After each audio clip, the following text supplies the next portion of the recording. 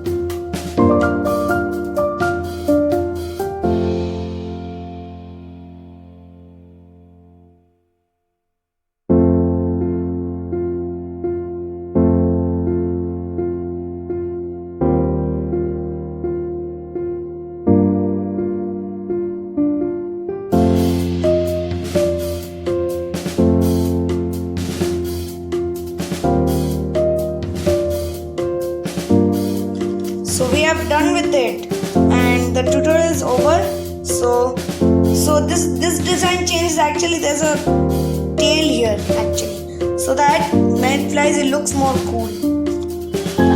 So this is a simple airplane, and to have fun indoors and outdoors. But I recommend going indoors because this pandemic.